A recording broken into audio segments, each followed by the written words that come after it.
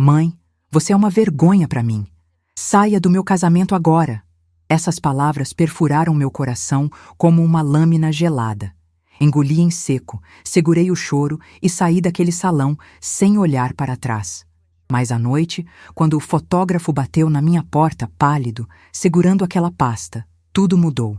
Meu nome é Marlene Ribeiro, tenho 65 anos, e esta é a história de como uma fotografia revelou a verdade que minha própria filha tentou esconder no dia do seu casamento.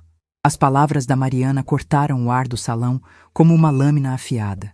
Senti meu estômago revirar, meu coração disparar dentro do peito. Todos os convidados se viraram para mim. 200 pares de olhos fixados na minha direção. O silêncio que se instalou era mais alto que qualquer grito. Eu estava ali, parada ao lado da mesa de doces, com meu vestido simples bege que eu mesma havia costurado com tecido da loja, segurando minha bolsa de couro velha contra o peito como se fosse um escudo. Minhas mãos tremiam.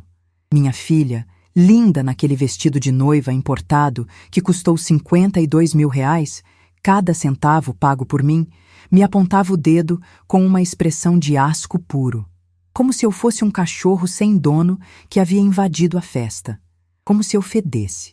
Como se minha simples presença contaminasse aquele ambiente de luxo. Você não combina com a estética do casamento. Está constrangendo meus convidados. Por favor, se retire. O por favor saiu tão falso, tão ensaiado, tão gelado. Reconheci aquele tom. Era o mesmo tom que ela usava com vendedores insistentes, com pedintes na rua, com gente que ela considerava inferior. E agora estava usando comigo, com a mãe. Eduardo, o noivo, estava ao lado dela com um sorriso de canto de boca. Aquele sorrisinho de quem estava adorando o show, de quem tinha planejado aquilo junto com ela. Os olhos dele brilhavam com algo que eu não conseguia nomear naquele momento, mas que depois entenderia. Era ganância. Era vitória antecipada. Os convidados cochichavam. Eu ouvia fragmentos de frases flutuando até mim. Que situação constrangedora. Coitada da mulher. Que falta de classe da noiva. Mas olha a roupa que a mãe veio. Será que ela tem problemas mentais? Senti meu rosto queimar. O calor subia do pescoço até a raiz dos cabelos. Minhas orelhas ardiam. Meus olhos encheram de lágrimas quentes que embaçavam minha visão. Mas eu não ia dar esse gosto para ela. Não ia desmoronar ali, na frente daquela plateia sedenta por drama. Engoli em seco. Segurei o choro que rasgava minha garganta como vidro moído e saí daquele salão de cabeça erguida, mesmo com as pernas bambas, mesmo com o mundo girando ao meu redor. Caminhei entre as mesas decoradas com arranjos de flores caríssimas, orquídeas brancas, cada arranjo custando R$1.500. Eu sabia porque tinha visto a fatura que paguei. Passei pelas damas de honra que desviavam o olhar, pelos garçons que fingiam não ter presenciado nada, pelos seguranças da porta que me observavam com pena. Atravessei aquele salão enorme que parecia não ter fim, cada passo ecoando no mármore italiano do chão. Sentia os sussurros me seguindo como fantasmas. Lá dentro, a música recomeçou. A festa continuou. Como se nada tivesse acontecido. Como se eu não existisse. Como se os 32 anos que dediquei a criar aquela menina sozinha não significassem absolutamente nada. Mas deixa eu te contar como começou esse pesadelo, porque a humilhação não surgiu do nada naquele salão. Ela vinha sendo construída tijolo por tijolo, fazia meses. Tudo começou quando Mariana apresentou Eduardo para mim, há 1 ano e meio. Ele chegou na minha casa com um terno preto impecável, relógio suíço no pulso, aquele perfume caro que fica impregnado no ar mesmo depois que a pessoa vai embora. Sorriu para mim com dentes brancos demais, perfeitos demais. Apertou minha mão com firmeza calculada. Dona Marlene, é um prazer conhecer a mulher que criou essa joia rara. Joia rara. Como se Mariana fosse um objeto de valor que ele havia descoberto numa loja de pechinchas. Desde o primeiro momento, senti algo errado. A forma como ele olhava para minha casa, avaliando cada cômodo com aqueles olhos de advogado corporativo. A forma como ele fazia perguntas sobre a loja, sobre quanto tempo eu tinha o negócio, sobre a localização do imóvel, sobre se era próprio ou alugado. Perguntas que pareciam curiosidade educada, mas que na verdade eram investigação pura. Mariana estava encantada com ele. Ou melhor, Estava encantada com o que ele representava. Status, dinheiro, entrada definitiva para aquele mundo de luxo que ela tanto admirava e que eu nunca pude dar a ela. A mudança na minha filha não foi de um dia para o outro. Foi gradual, sorrateira, como o veneno sendo despejado gota por gota num copo d'água. Primeiro foram os comentários sutis. Mãe, você já pensou em reformar essa casa? Está tão antiga. Depois, mãe, esse seu jeito de falar às vezes é meio simplório. Você deveria fazer um curso de etiqueta. E então, mãe, quando a gente casar, seria melhor você não comentar sobre a loja. As pessoas do círculo do Eduardo não vão entender. Não vão entender o quê? Que trabalhei 14 horas por dia durante 35 anos para construir um negócio honesto? Que acordava às 5 da manhã para abrir a loja e só voltava às 9 da noite? Que passei feriados, finais de semana, natais e aniversários entre tecidos e clientes, porque era assim que eu colocava comida na mesa e pagava da escola particular dela? Que vesti roupas velhas e remendadas para que ela sempre tivesse as melhores? Que comi menos para que ela comesse bem? Que adiei sonhos, viagens, descanso, tudo pela minha filha? O pedido de casamento veio 6 meses depois. Eduardo levou Mariana para um restaurante caríssimo, daqueles que você precisa fazer reserva com 3 meses de antecedência, e pediu ela em casamento com um anel de diamante que custava mais que um carro popular. Mariana me ligou chorando de felicidade. Eu deveria estar feliz também, mas senti um aperto no peito, uma sensação de perda que não conseguia explicar. Então, começaram os preparativos, e foi aí que o pesadelo realmente tomou forma. Mariana e Eduardo queriam um casamento de 300 convidados. Queriam o salão de festas mais luxuoso de São Paulo. Queriam buffet 5 estrelas, decoração de revista, banda ao vivo, DJ, open bar premium. E quem ia pagar? Eu, porque segundo Mariana, era tradição a família da noiva arcar com os custos. Eduardo, com toda sua grana de advogado corporativo, de repente não tinha condições de dividir as despesas. E eu, boba, aceitei. Porque era o casamento da minha filha. Porque eu queria vê-la feliz. Porque ainda tinha a esperança de que aquilo tudo fosse me aproximar dela, não nos afastar ainda mais. Gastei 380 mil reais naquele casamento. 380 mil reais que eu tinha guardado durante anos, economizando centavo por centavo, sonhando com uma aposentadoria tranquila ou com a expansão da loja. Todo o buffet, 120 mil reais. A decoração, 85 mil reais.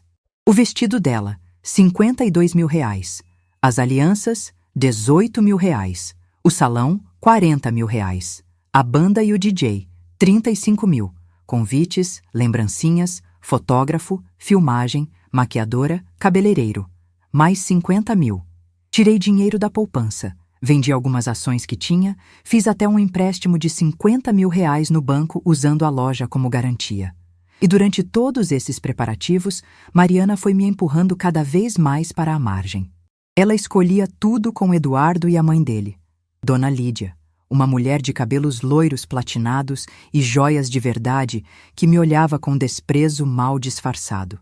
Quando eu dava opinião sobre qualquer coisa, as flores, o cardápio, a música, Mariana revirava os olhos. Mãe, deixa que a gente resolve. Você não entende desse mundo. Desse mundo. Como se existissem 2 mundos diferentes e eu tivesse ficado presa no errado. 3 semanas antes do casamento, Mariana veio até a loja. Isso por si só já era estranho. Ela evitava aparecer ali, como se tivesse vergonha do lugar que pagou toda a vida dela. Ela entrou com aquele andar apressado, olhando ao redor com desconforto e foi direto ao ponto. Mãe, precisamos conversar sobre seu look para o casamento. Eu já comprei um vestido, respondi. Tinha comprado um vestido bege simples, mas elegante, de manga 3/4, que custou 800 reais e que achei apropriado. Não era extravagante, mas também não era vergonhoso. É sobre isso. Eu vi o vestido. Você me mostrou foto, lembra? Ela fez uma pausa, mordendo o lábio inferior. Acho que não vai funcionar, mãe. A paleta de cores do casamento é muito específica. Branco, dourado e champanhe. Seu vestido bege vai destoar. Mariana, bege é uma cor neutra. Vai combinar com qualquer coisa. Não, mãe. A voz dela ficou firme, impaciente. Eu preciso que você entenda. Esse casamento está sendo fotografado por profissionais renomados. Vai sair em blogs, em redes sociais. Cada detalhe importa. Sua roupa não pode destoar da estética geral. Estética geral. Minha filha estava reduzindo a presença da própria mãe no casamento dela a uma questão de estética. Então, me ajuda a escolher outro vestido, propus, tentando manter a calma. Não sei se vai ter tempo. Ela olhou para o celular, distraída. Olha, mãe, vou ser honesta com você. Alguns dos convidados são muito importantes. Sócios do Eduardo, clientes influentes, pessoas da alta sociedade.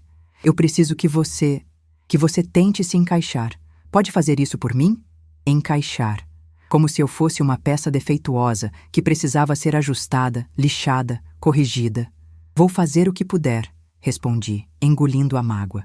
Mas não foi suficiente, porque, na verdade, nada que eu fizesse seria suficiente. Mariana não queria que eu me encaixasse.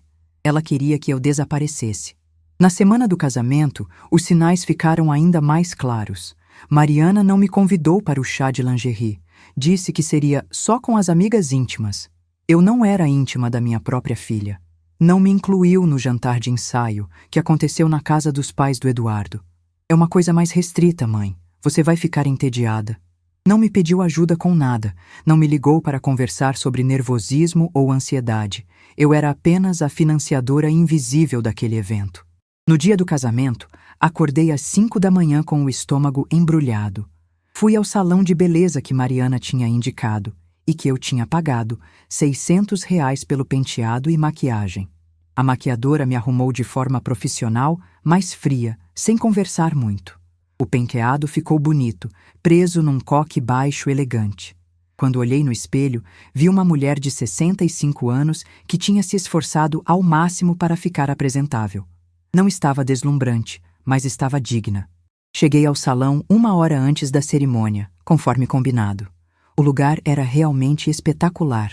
Pé direito altíssimo, lustres de cristal, janelas imensas com vista para um jardim impecável. Tudo em tons de branco e dourado, com arranjos florais gigantescos em cada canto. Dinheiro puro materializado em decoração. Meu dinheiro. Procurei Mariana. Ela estava no quarto da noiva com as madrinhas, todas rindo e bebendo espumante. Bati na porta.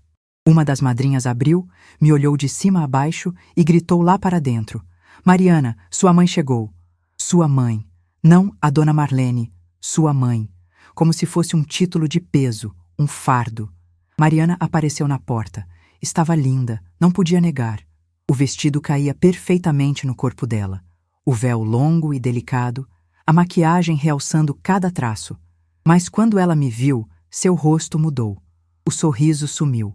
Os olhos percorreram meu vestido bege, meu coque simples, minha bolsa velha de couro. Oi, filha.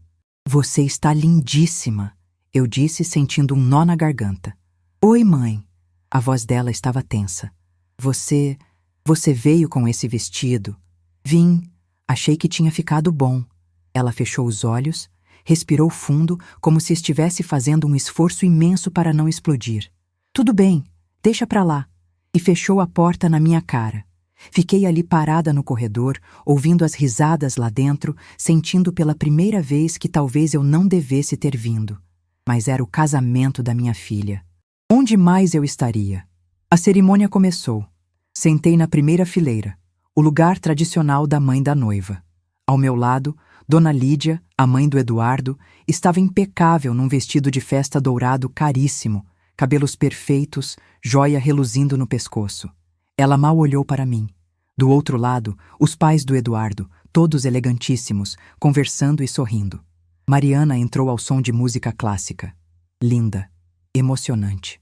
Eu deveria estar chorando de alegria, mas só conseguia sentir um vazio enorme no peito. Durante toda a cerimônia, Mariana não olhou uma vez na minha direção. Nem uma vez. Como se eu não estivesse ali. Quando acabou, começou o coquetel. Circulei entre os convidados tentando socializar. As pessoas eram educadas, mas frias. Ninguém puxava conversa comigo. Eu era invisível em meio àquele mar de gente bem vestida e bem posicionada. Peguei uma taça de espumante. Comi alguns salgadinhos gourmet que custavam uma fortuna e tinham gosto de nada. Foi quando me aproximei da mesa de doces que tudo desmoronou.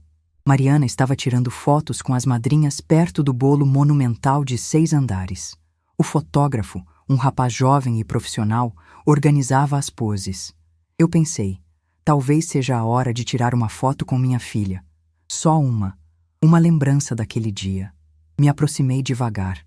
Mariana, depois você tira uma foto comigo? Ela se virou. E o olhar que me deu, Deus, aquele olhar, era ódio puro, era vergonha, era desprezo. Mãe, agora não, estou ocupada. Só uma foto rápida, filha, só uma. Eu disse que não. A voz dela saiu alta, cortante. Alguns convidados próximos pararam de conversar e olharam. Mariana percebeu que tinha chamado a atenção, e isso a irritou ainda mais. Ela me pegou pelo braço e me puxou para um canto, longe das pessoas. Mãe, você não está entendendo. Você está estragando tudo. Estragando? Eu só queria uma foto com você. Você não vê como está deslocada? Olha ao seu redor, olha as pessoas, olha como você está vestida. Você parece minha empregada, não minha mãe. A palavra cortou fundo. Empregada. Ela tinha vergonha de mim. Mariana, eu sou sua mãe. Eu paguei por tudo isso aqui. Você não pode... Eu sei que você pagou. Ela praticamente gritou. Você não me deixa esquecer, né? Joga isso na minha cara o tempo todo. Mas pagar não te dá o direito de me envergonhar no meu próprio casamento. Eu não estou te envergonhando. Está sim. Só de estar aqui você está. Aquele seu vestido horrível, aquela bolsa velha, aquele jeito de andar curvada como uma velha cansada. Meus convidados estão comentando. Eduardo está constrangido. A mãe dele me perguntou se você estava bem da cabeça. Senti como se tivesse levado um soco no estômago. Foi então que Eduardo apareceu. Mari, o que está acontecendo? As pessoas estão olhando. É minha mãe. Ela não entende que precisa ficar mais discreta. Eduardo me olhou com aquela expressão que ele usava quando queria parecer compreensivo, mas na verdade estava te manipulando. Dona Marlene, entendo que a senhora esteja emocionada, mas talvez seja melhor a senhora curtir a festa de forma mais tranquila, sem chamar muita atenção. Eu não estou chamando atenção. Só queria tirar uma foto com minha filha. Pois é isso que está chamando atenção, Mariana cuspiu. As pessoas estão percebendo que você fica me seguindo, me procurando. Parece uma fã inconveniente. Foi nesse momento que algo dentro de mim quebrou. Olhei para aquela mulher na minha frente, linda, elegante, cruel, e não reconheci mais minha filha. A Mariana que eu criei, que me abraçava quando eu voltava exausta da loja, que dizia que eu era a mulher mais forte do mundo, que prometia que um dia ia me dar uma vida melhor. Onde estava aquela menina? Quando ela tinha virado essa pessoa vazia e superficial que tinha vergonha da própria mãe? Mariana, eu disse com a voz trêmula, mas firme. Eu trabalhei a vida inteira para você ter tudo. Tudo. Abri mão de namorar de novo depois que seu pai morreu porque você disse que não queria outro homem em casa. Abri mão de viajar, de ter hobbies, de ter vida própria. Vesti roupa velha para você andar sempre bem vestida. Comi pouco para você comer bem. E agora você está me dizendo que eu sou uma vergonha? Não é sobre o que você fez, mãe. É sobre quem você é. Você não se encaixa nesse mundo. E eu não posso ficar carregando isso. Carregando. Eu era um peso. Eduardo colocou a mão no ombro de Mariana num gesto de apoio. Os dois contra mim, unidos. E foi aí que percebi. Aquilo tinha sido planejado. Eles tinham discutido sobre mim antes. Tinham decidido juntos que eu era um problema que precisava ser resolvido. Sabe de uma coisa, Mari? Eduardo disse baixinho, mas eu ouvi perfeitamente. Talvez seja melhor resolver isso de vez. Mariana concordou com a cabeça. Respirou fundo. Endireitou a postura. E então voltamos para o salão principal. Eu atrás deles, sem entender exatamente o que estava acontecendo. Foi quando chegamos perto da mesa de doces que ela fez. Se virou para mim, com voz alta o suficiente para várias pessoas ouvirem. Mãe, você é uma vergonha para mim. Saia do meu casamento agora, você não aparece nas fotos. E você já sabe o resto dessa parte. Os olhares, os sussurros, a humilhação pública. Mas o que você não sabe é o que eu senti naquele momento. Não foi só tristeza. Não foi só mágoa. Foi uma clareza fria e cortante, atravessando meu peito. Uma certeza absoluta de que algo muito maior estava acontecendo. Porque mãe sente, mãe percebe. E eu percebi nos olhos dela, naquele momento, que havia um plano. Havia algo além da vergonha, além da crueldade gratuita. Mariana queria me destruir publicamente por algum motivo específico. E foi com essa sensação estranha, essa intuição perturbadora, que eu saí daquele salão. Caminhei até o estacionamento com as pernas bambas. Entrei no meu carro velho, um Civic 2010 que tinha 250 mil quilômetros rodados, mas nunca me deixou na mão, e finalmente deixei as lágrimas caírem. Chorei tudo o que tinha segurado. Chorei pela humilhação. Chorei pela rejeição. Chorei pela filha que não reconhecia mais. Chorei pelos 380 mil reais gastos num casamento onde eu fui expulsa. Chorei pelos 32 anos de dedicação que tinham sido jogados no lixo em 30 segundos. Mas no fundo daquele choro, no meio daquela dor toda, uma vozinha na minha cabeça sussurrava: alguma coisa está muito errada, e você precisa descobrir o quê. Enxuguei as lágrimas, liguei o carro e dirigi até minha casa com a visão embaçada. Cheguei, tranquei a porta, tirei aquele vestido bege que tinha se tornado símbolo de vergonha, tomei um banho quente tentando lavar a humilhação da pele. E então, sentada na cama no escuro, fiz uma escolha. Eu não ia simplesmente aceitar aquilo. Não ia ser descartada como um móvel velho. Não ia deixar que me transformassem numa vilã, numa mãe inconveniente que mereceu ser expulsa.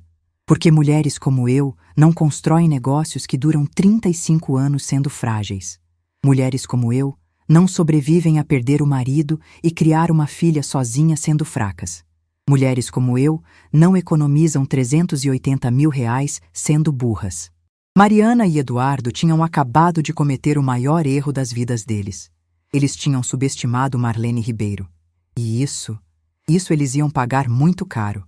Nos 3 dias seguintes àquela humilhação, fiquei trancada em casa. Não abri a loja. Deixei minha funcionária de confiança, a Dona Rosa, cuidando de tudo. Não atendi telefone. Não respondi mensagens. Apenas fiquei ali, no sofá da sala, olhando para o teto, tentando processar o que tinha acontecido. A casa estava silenciosa demais. Aquele tipo de silêncio que pesa, que ecoa, que amplifica cada pensamento ruim.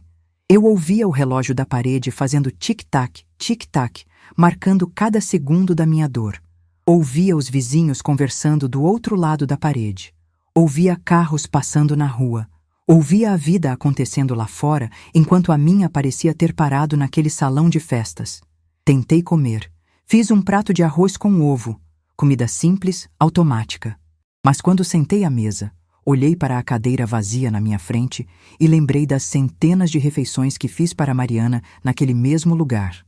Lembrei dela criança, reclamando de brócolis, dela adolescente, contando sobre a escola, dela jovem adulta, falando dos planos para o futuro. E agora? Agora aquela cadeira estava vazia. E ia continuar vazia para sempre. Não consegui engolir a comida. Joguei tudo fora. À noite, deitada na cama, as perguntas me martelavam a cabeça. Onde foi que eu errei? Fui uma mãe ruim? Mimei demais? Cobrei demais? Dei liberdade demais? Será que se eu tivesse casado de novo, se tivesse trazido uma figura paterna para casa, as coisas seriam diferentes? Será que se eu tivesse sido mais presente, menos focada na loja, ela não teria ficado tão distante? Será que o problema sempre fui eu? Chorei todas as noites. Aquele choro silencioso, de quem não quer que ninguém ouça. Molhava o travesseiro inteiro. Acordava com os olhos inchados, a cabeça latejando de dor. Tomava banho e voltava para o sofá. E o ciclo recomeçava. No 4º dia, a Dona Rosa apareceu na minha porta. Ela tinha a chave de reserva da casa para emergências. Bateu, chamou meu nome e, quando não respondi, entrou. Me encontrou no sofá, ainda de roupão, com cara de quem não dormia direito há dias. Marlene, você precisa se levantar. A voz dela era firme, mas carinhosa. Dona Rosa trabalha comigo há 20 anos. Me conhece minha história. Não consigo, Rosa. Consegue sim. Você já passou por coisa pior. Quando o José morreu, você ficou de pé. Quando a loja quase faliu na crise, você deu a volta. Você vai superar isso também. Isso é diferente. Meu marido não escolheu me deixar. A crise econômica não foi pessoal. Mas minha filha me olhou nos olhos e disse que eu sou uma vergonha. Ela escolheu me destruir. Dona Rosa sentou ao meu lado. E você vai deixar? Vai dar esse gosto para ela? Não sei o que fazer. Levanta, toma um banho, se arruma, vai na loja, trabalha, distrai a cabeça. Aos poucos você vai encontrando as respostas. Ela tinha razão. Ficar ali me remoendo não ia resolver nada. Então, me levantei. Tomei um banho demorado. Lavei o cabelo. Passei creme. Me olhei no espelho embaçado do banheiro e vi uma mulher destruída. Olheiras profundas, rosto inchado, lábios rachados, olhos sem brilho. Mas vi também uma mulher que ainda estava de pé. Uma mulher que tinha sobrevivido a tantas outras quedas. Me vesti com uma roupa simples, calça jeans e blusa básica, e fui até a loja. O movimento estava fraco. Era uma terça-feira de manhã. Dona Rosa tinha mantido tudo funcionando perfeitamente na minha ausência. Os tecidos estavam organizados por cor e tipo. O caixa estava em dia. As encomendas estavam sendo entregues no prazo. Você dá conta de tudo, mesmo sem mim. Brinquei sem humor. Eu dou conta do operacional, mas a alma desse lugar é você, Marlene. E sem você, é só um comércio qualquer. Passei o dia ali, atendendo clientes, organizando estoque, fazendo orçamentos. O trabalho manual, repetitivo, tinha algo de terapêutico. Mãos ocupadas, mente mais calma. À tarde, uma cliente antiga, Dona Beatriz, veio comprar tecido para fazer cortinas novas. Ela me conhecia há 15 anos. Dona Marlene, a senhora está bem? Parece cansada. Só algumas noites mal dormidas. A Mariana já voltou da lua de mel? Senti o peito apertar ao ouvir o nome da minha filha. Ainda não. Eles viajaram para a Europa. 2 semanas. Que delícia! A senhora deve estar orgulhosa. Casamento tão bonito. Eu não tinha contado para ninguém sobre a expulsão, sobre a humilhação. Então só sorri amarelo. Muito bonito mesmo. Quando Dona Beatriz foi embora, me sentei no banquinho atrás do balcão e respirei fundo. A vida seguia. As pessoas seguiam. Ninguém sabia do meu drama. Ninguém imagina o que acontece dentro das famílias, dentro das casas, dentro dos corações. Os dias foram passando. Eu mantinha a rotina. Acordar, ir para a loja, trabalhar, voltar para casa, comer algo rápido, deitar cedo. Mas a casa vazia pesava, especialmente à noite. Foi quando comecei a fazer pequenas mudanças.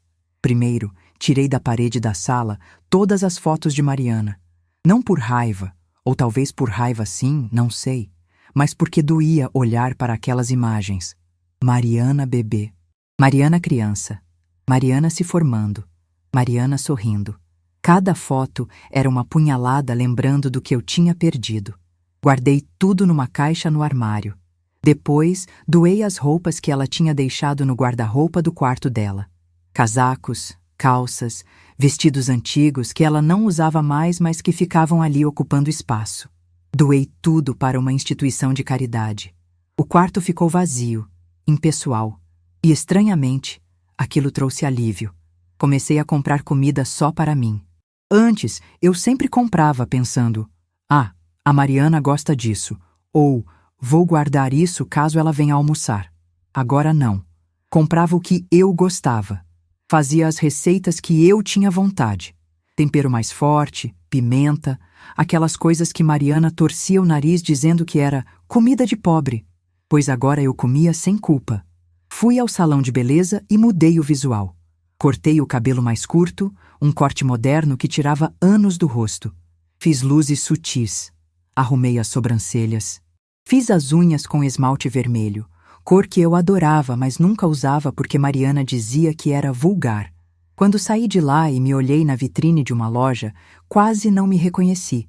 Estava diferente, mais leve.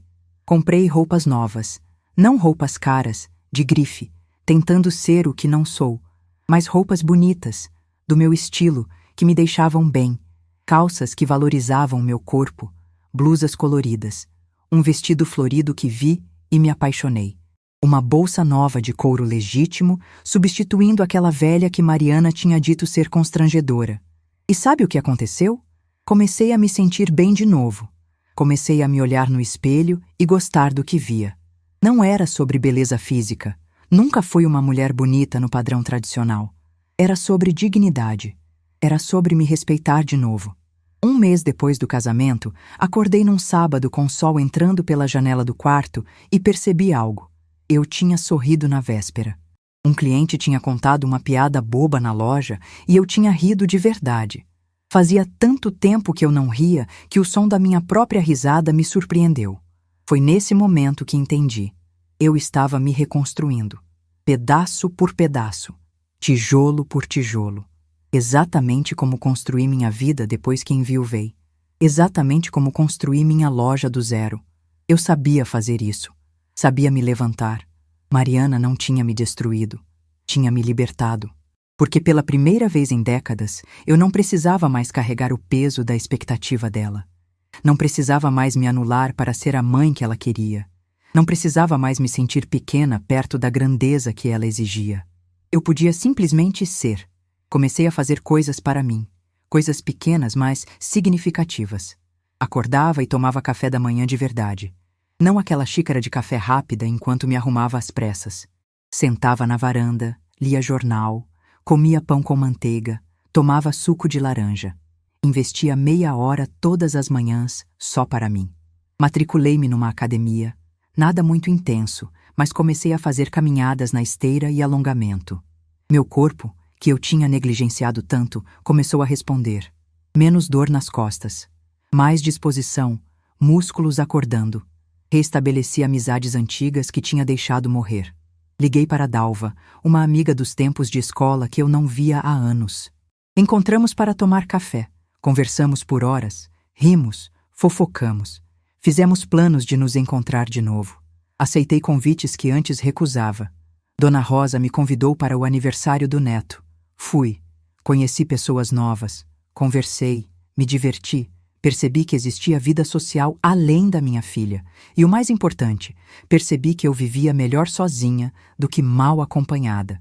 Melhor a solidão que escolho do que a rejeição que me impõe. Melhor o silêncio da minha casa vazia do que a humilhação de ser tratada como vergonha. 2 meses após o casamento, Mariana voltou da lua de mel e não me ligou. Nenhuma mensagem. Nenhum oi. Silêncio total. Como se eu realmente tivesse deixado de existir. E sabe o que eu fiz? Nada. Não liguei atrás. Não mandei mensagem perguntando como tinha sido a viagem. Não implorei por atenção. Simplesmente segui minha vida. Foi libertador. Estava começando a acreditar que talvez aquela fosse minha nova realidade.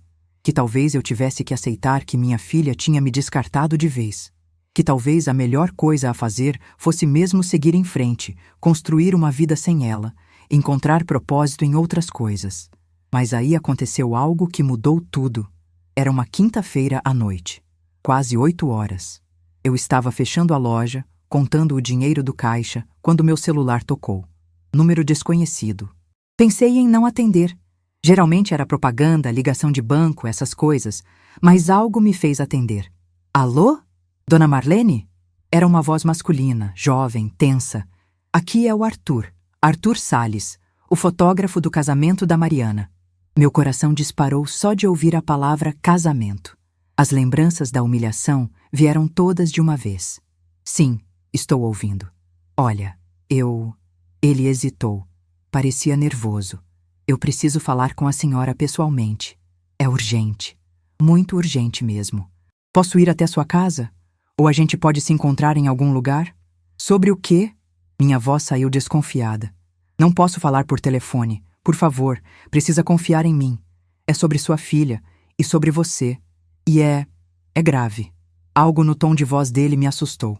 Não era tom de vendedor tentando empurrar fotos. Era tom de alguém realmente preocupado. Você pode vir até minha casa. Eu moro na Rua das Acácias, número 342, bairro Jardim Europa. Conheço a região. Posso estar aí em 40 minutos. Estarei esperando. Desliguei com o coração disparado. O que um fotógrafo do casamento queria comigo 2 meses depois? Por que a urgência? Por que o sigilo? Fechei a loja às pressas.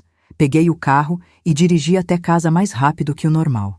Cheguei, tomei um banho rápido, troquei de roupa, arrumei a sala. Não sabia por que estava nervosa. Talvez fosse a sensação de que alguma verdade estava prestes a ser revelada. Aquela intuição que eu tinha tido no dia da humilhação, aquele pressentimento de que havia algo maior acontecendo, voltou com força total. Exatamente 40 minutos depois, a campainha tocou. Abri a porta. Do outro lado estava um rapaz de uns 30 anos, alto, cabelo escuro, olhos castanhos preocupados. Ele segurava uma pasta grande de fotógrafo embaixo do braço. Estava pálido, muito pálido. Dona Marlene? Arthur Salles. Desculpa aparecer assim de repente. Entre. Abri espaço para ele passar. Ele entrou, olhou ao redor da sala com respeito. Sentou no sofá quando indiquei.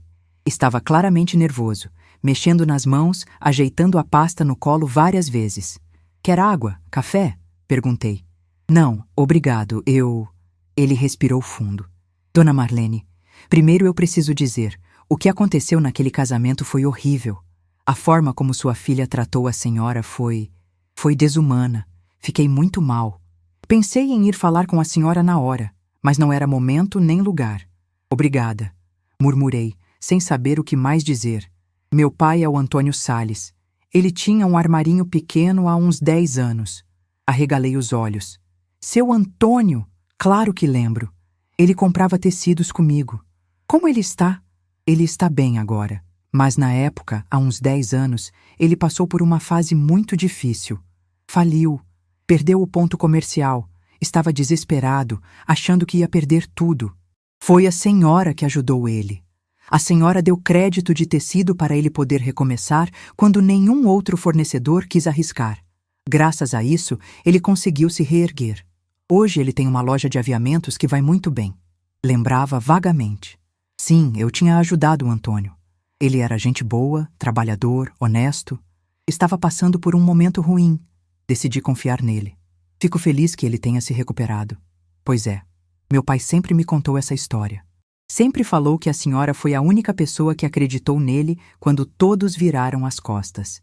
Que a senhora disse uma coisa que ele nunca esqueceu. Caráter vale mais que dinheiro, e você tem caráter. Sorri sem querer.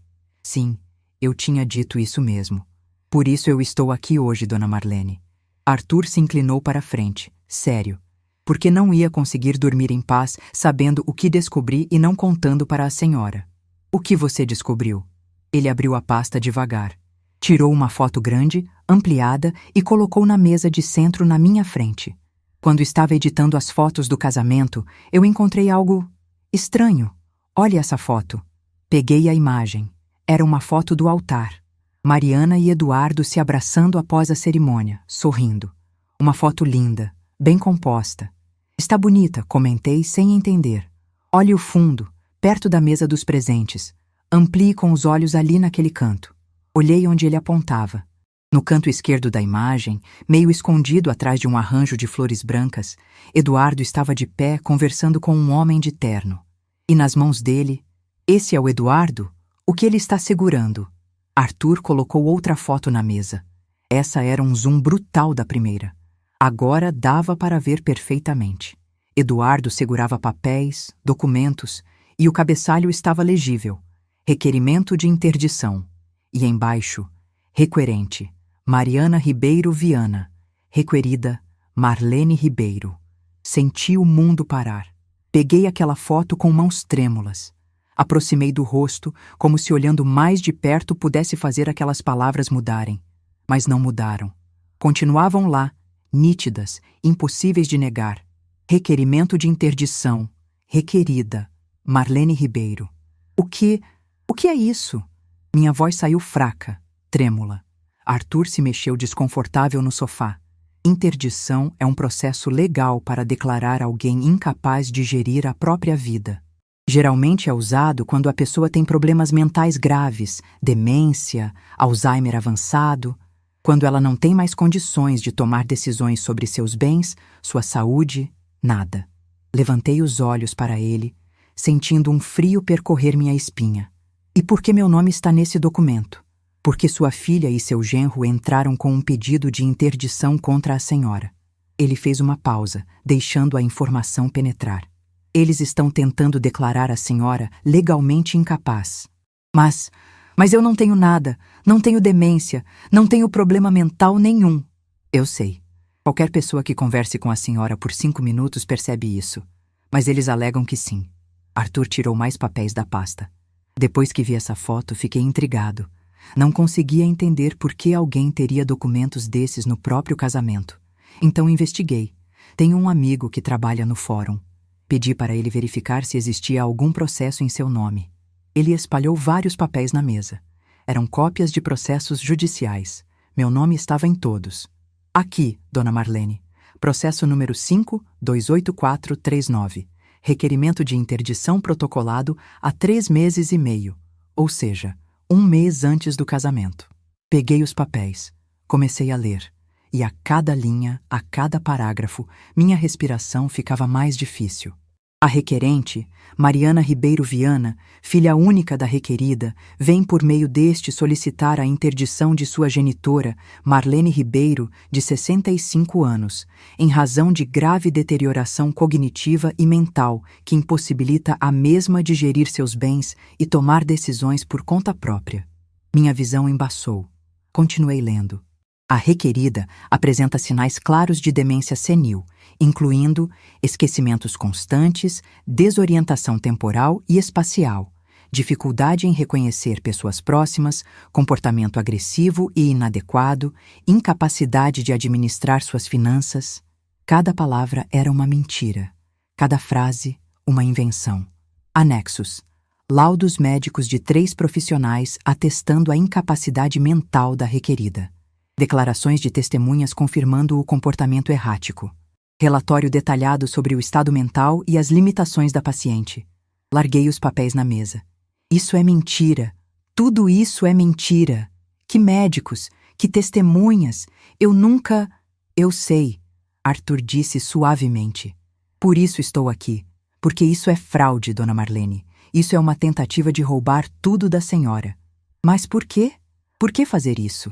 Porque se o juiz decretar a interdição, eles se tornam seus curadores, ou seja, assumem controle total sobre sua vida. Seus bens, sua casa, sua loja, suas contas bancárias, tudo passa para as mãos deles. A senhora vira legalmente incapaz. Não pode assinar nada, não pode vender nada, não pode tomar decisão nenhuma. É como se virasse uma criança de novo e eles seriam seus responsáveis legais. Senti a sala girar ao meu redor. Apoiei o cotovelo no braço do sofá, a mão na testa. Não é possível. Minha filha não faria isso. Mas fez, Dona Marlene. Arthur me olhava com pena genuína. E tem mais. Peguei outro documento que ele ofereceu. Era uma petição complementar, protocolada 2 semanas antes do casamento. Os requerentes solicitam nomeação imediata como curadores provisórios, tendo em vista a urgência da situação e o risco iminente de que a interditanda dilapide seu patrimônio em razão de seu estado mental comprometido. Dilapidar patrimônio? Murmurei. Eles estão dizendo que eu vou destruir meu próprio dinheiro porque sou louca. Exatamente. E olha só quando a audiência está marcada. Ele apontou para uma data no documento. Meu sangue congelou. Daqui a 10 dias. Daqui a 10 dias esse processo vai para julgamento. Se a senhora não aparecer, não se defender, eles ganham por revelia. O juiz decreta a interdição e pronto, acabou. Tudo que a senhora construiu durante a vida inteira passa para as mãos deles. Me levantei do sofá, tonta. Caminhei até a janela, precisando de ar. Olhei para a rua, para as casas dos vizinhos, para a normalidade da vida acontecendo lá fora enquanto meu mundo desmoronava aqui dentro. Foi por isso, falei mais para mim mesma do que para ele. A expulsão do casamento, a humilhação pública. Não foi só crueldade gratuita. Ela estava construindo uma narrativa. Como assim? Me virei para Arthur. Ela me expulsou do casamento dela, dizendo que eu estava envergonhando ela, que eu estava agindo de forma estranha, inadequada. Na frente de 200 pessoas, todas aquelas testemunhas viram uma velha problemática sendo afastada. Se alguém for chamado para depor, vão dizer: "Ah, sim, a mãe dela. Vi no casamento, ela parecia meio fora de si. A filha teve que pedir para ela sair. Entende? Ela criou provas públicas do meu suposto comportamento errático. Arthur arregalou os olhos. Isso faz sentido. Faz muito sentido. E antes disso também, comecei a conectar os pontos. Nos últimos meses, ela ficou dizendo para todo mundo que eu estava esquecida, confusa. Comentava com amigas dela na minha frente. A mãe anda tão estranha ultimamente. Plantava a semente, construía a história aos poucos. E depois do casamento, ela manteve contato? Nenhum contato, nenhuma mensagem. Silêncio total, porque ela não precisa mais. A narrativa está pronta. Agora é só esperar a audiência. Sentei de novo no sofá, pegando os documentos. Comecei a ler com mais atenção. Os laudos médicos. 3 no total. O primeiro era do Dr. Ricardo Mendes, psiquiatra. Dizia: paciente apresenta quadro avançado de demência senil, desorientação temporo-espacial, déficit cognitivo grave, incapacidade de gestão financeira e pessoal. Recomenda-se curatela. Eu nunca consultei esse médico, falei. Nunca ouvi falar nesse nome na vida. O segundo laudo era da doutora Paula Andrade, neurologista. Após avaliação neurológica completa, constata-se deterioração significativa das funções cognitivas, memória comprometida, julgamento prejudicado, incapacidade de tomar decisões complexas. Também nunca consultei. O terceiro era do Dr. Henrique Tavares, geriatra. Paciente em estado de fragilidade mental extrema, necessita de supervisão constante, incapaz de autocuidado, requer representação legal permanente. Nem esse. Arthur pegou um dos laudos. Vou te contar uma coisa que descobri. Esse aqui, o Dr. Ricardo Mendes, sabe quem é? Não faço ideia. Ele tem sociedade comercial com o Eduardo. Os dois abriram uma clínica de assessoria médico-jurídica há 2 anos. São sócios. Senti náusea. E a doutora Paula Andrade recebeu uma transferência bancária de R$ 25 mil da conta do Eduardo 3 dias antes de assinar esse laudo. Consegui rastrear isso. Eles compraram os médicos. Compraram. Forjaram laudos. Criaram uma realidade que não existe. Peguei a lista de testemunhas que constava no processo. Eram 5 nomes. Reconheci 2. Conhecidos distantes, pessoas que via uma vez ou outra em eventos sociais. Os outros 3 eram completos desconhecidos. E essas testemunhas, você sabe quem são? Arthur sorriu amargo. Também investiguei. 2 deles receberam pagamentos da conta do Eduardo, valores entre 3 mil e 5 mil reais. Os outros 3 são funcionários de empresas parceiras do escritório de advocacia onde Eduardo trabalhava. Ele pagou gente para mentir sobre mim. Pagou. E essas pessoas vão depor dizendo que viram a senhora confusa, agressiva, incapaz de manter uma conversa coerente. Vão corroborar os laudos falsos. Fiquei em silêncio por um longo momento, processando tudo. A magnitude da traição, o nível de planejamento, a frieza necessária para fazer tudo aquilo. Eles planejaram me destruir, falei baixinho. Não foi impulso, não foi ganância momentânea. Eles sentaram juntos e planejaram, passo a passo, como iam roubar minha vida inteira. E quase funcionou, Arthur completou. Se eu não tivesse visto aquela foto por acaso, se não tivesse investigado, se não tivesse vindo te contar, em 10 dias, você perderia tudo. Levantei os olhos para aquele rapaz que mal conhecia, mas que tinha salvado minha vida. Por que você fez isso? Você poderia ter ignorado. Ninguém ia saber. Por que se arriscar? Arthur se levantou também. Porque quando meu pai estava destruído, sem esperança, achando que nunca mais ia conseguir trabalhar de novo, a senhora apareceu. Apostou nele quando ninguém mais apostava. Deu a mão quando todos viraram as costas. E disse uma coisa que mudou a vida dele. Caráter vale mais que dinheiro. Meu pai repetiu essa frase para mim umas 1000 vezes enquanto eu crescia. Ela virou nosso lema de família. Ele sorriu. Então, quando viu o que sua filha estava fazendo com você, só consegui pensar: que tipo de pessoa eu seria se deixasse isso acontecer? Se ficasse em silêncio enquanto uma mulher decente era roubada pela própria filha? Eu seria alguém sem caráter. E caráter, segundo a senhora mesma ensinou para o meu pai, vale mais que tudo. Senti lágrimas queimando meus olhos. Mas não eram lágrimas de dor. Eram lágrimas de gratidão, de esperança. Obrigada, sussurrei. Obrigada por ser melhor pessoa que a minha própria filha. Depois que Arthur foi embora, deixando comigo todas as cópias dos documentos, todas as provas que tinha reunido, fiquei a noite inteira acordada lendo cada página, cada vírgula, cada mentira escrita naqueles papéis. E sabe o que eu senti? Não foi desespero, não foi mais tristeza, foi raiva. Uma raiva fria, clara, energizadora. Eles tinham apostado que eu era uma velha boba. Apostaram que eu não ia descobrir. Apostaram que eu aceitaria calada. Apostaram que eu era fraca, ingênua, fácil de manipular. Não conheciam Marlene Ribeiro. Na manhã seguinte, às 8h em ponto, liguei para o Dr. Valente.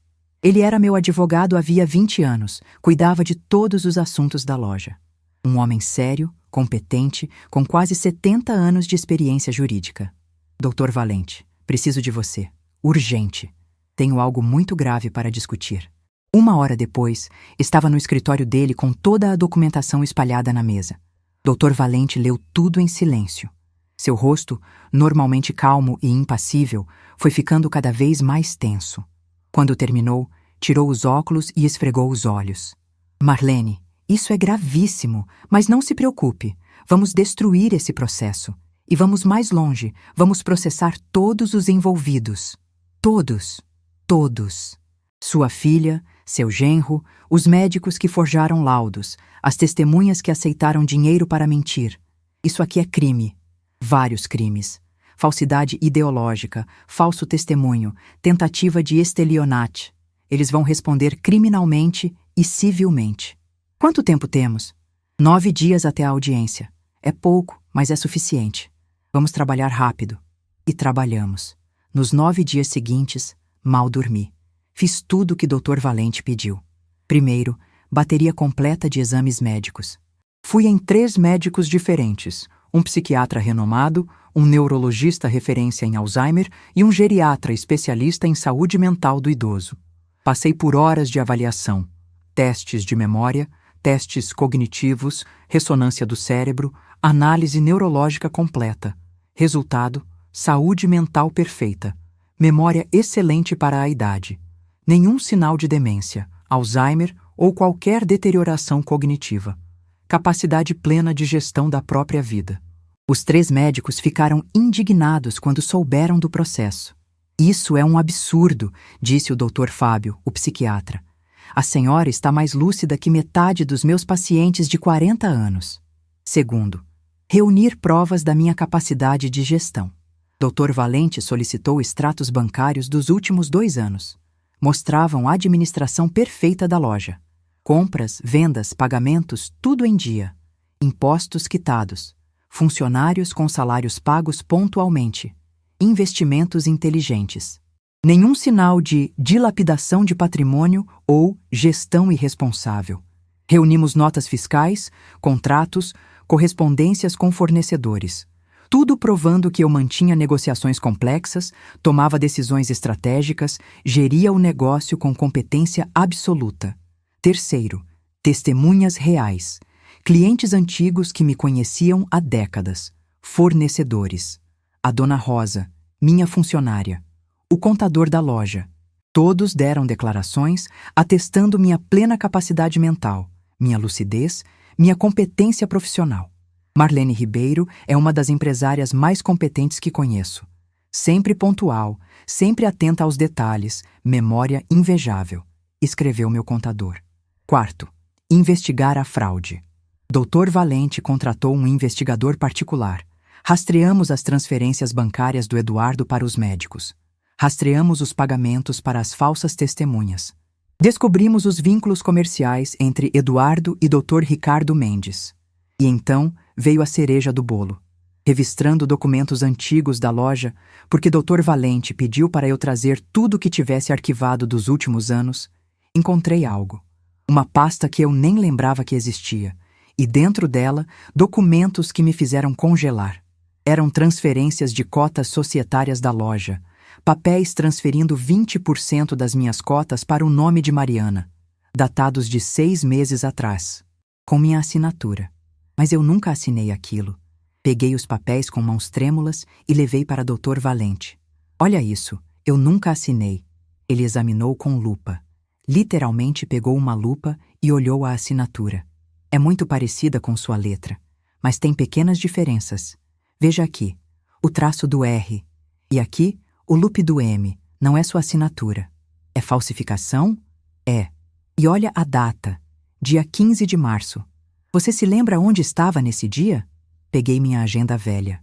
Procurei o dia 15 de março. Eu estava em Belo Horizonte. Tinha ido visitar fornecedores de tecidos importados. Fiquei 3 dias lá.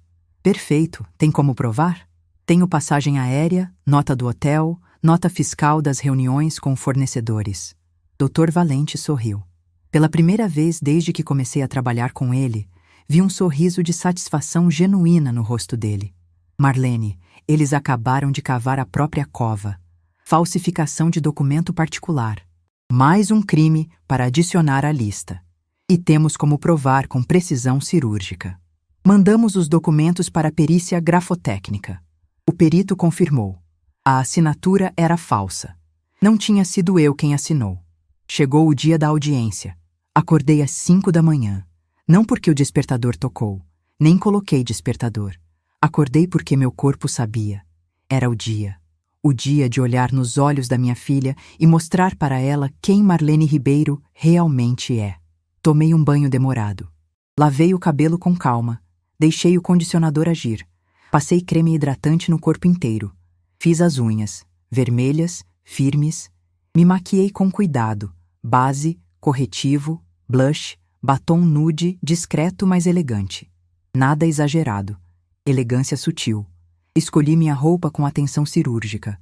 Conjunto de calça e blazer cinza chumbo, corte impecável. Blusa branca por baixo, sapato escarpin preto de salto médio, a bolsa nova de couro legítimo. Brincos de pérola pequenos, mas sofisticados, herança da minha mãe. Relógio simples, mas de qualidade. Me olhei no espelho. A mulher que me encarava de volta não era a mesma que tinha sido expulsa daquele casamento. Era uma mulher forte, preparada, pronta para a guerra. Dr. Valente me buscou às 8 horas. Fomos juntos para o fórum. No caminho, ele revisou o plano. Deixa eles falarem primeiro. Deixa eles se enterrarem. Depois nós apresentamos tudo. Cheguei ao tribunal às 9h15. A audiência estava marcada para as 10. Entrei naquele prédio com a cabeça erguida, postura ereta, olhar fixo à frente. Dr. Valente ao meu lado carregava uma maleta preta cheia de documentos. Quando entramos na sala de espera, eles já estavam lá. Mariana e Eduardo, sentados lado a lado. Ela vestia um conjunto bege claro, maquiagem suave, cabelo preso, a imagem perfeita da filha preocupada. Eduardo de terno preto, gravata séria, postura de advogado confiante. Ao lado deles, o advogado de defesa, Dr. Murilo Costa, conhecido por aceitar qualquer caso se o pagamento fosse bom. Quando me viram, o rosto de Mariana mudou. Seus olhos percorreram minha roupa, meu cabelo, minha postura. Vi confusão naquele olhar. Ela esperava a mãe quebrada, destruída. Encontrou uma oponente. Eduardo cutucou o advogado dele e sussurrou algo. Dr. Murilo olhou para mim, franziu a testa. Sentei longe deles. Não cumprimentei.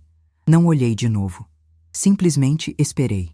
Às 10 horas em ponto fomos chamados.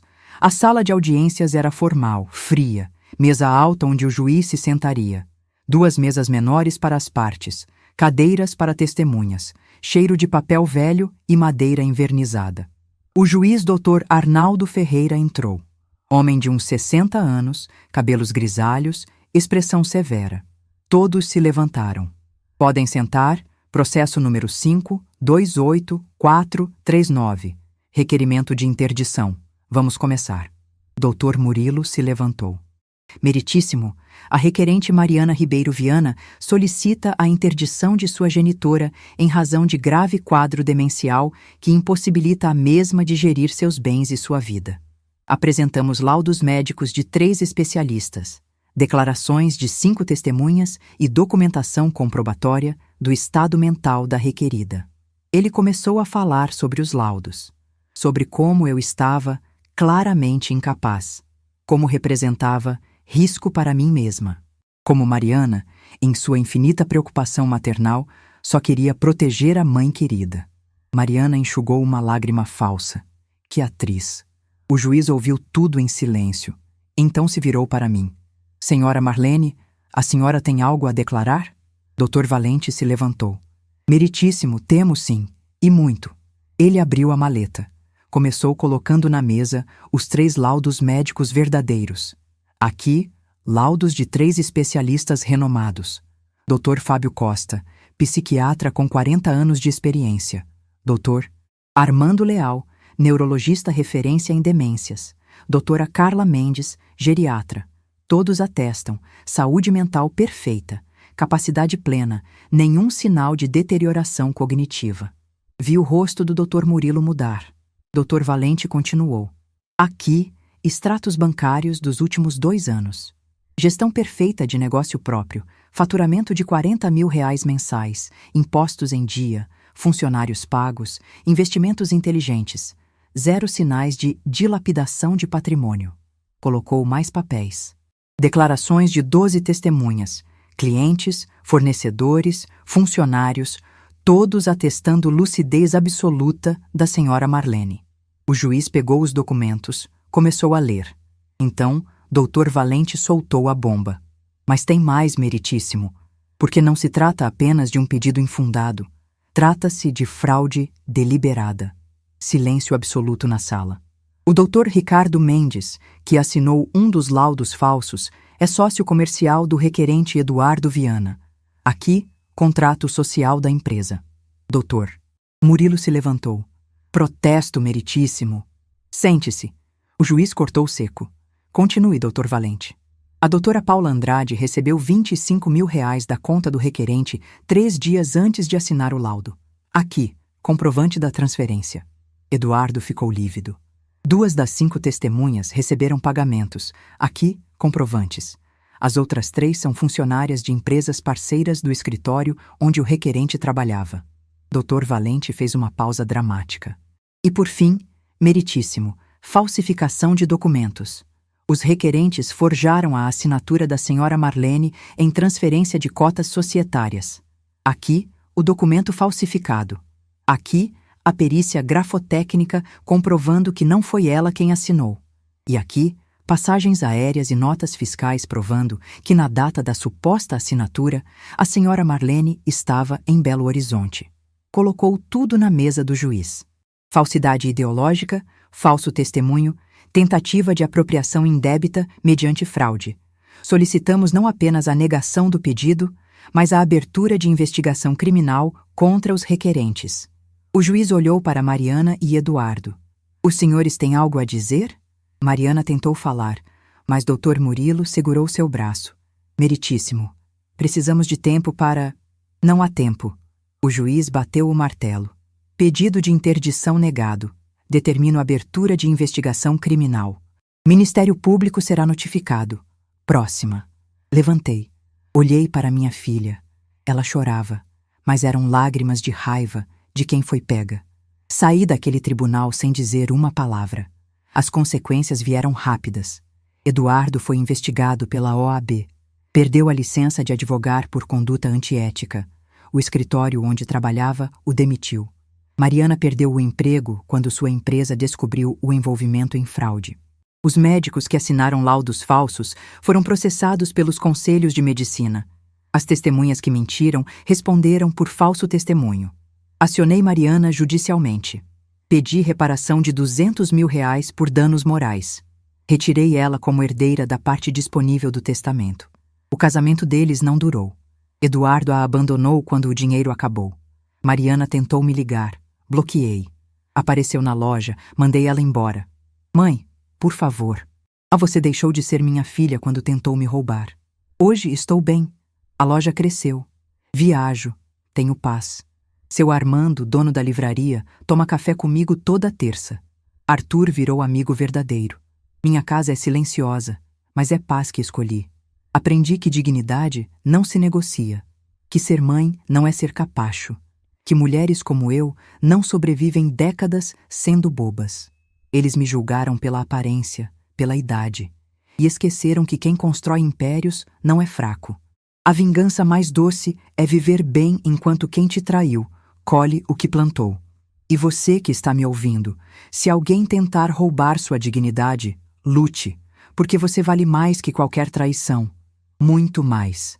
Se essa história tocou você, deixa seu comentário, compartilha com quem precisa ouvir e clica na próxima história. A gente se vê lá.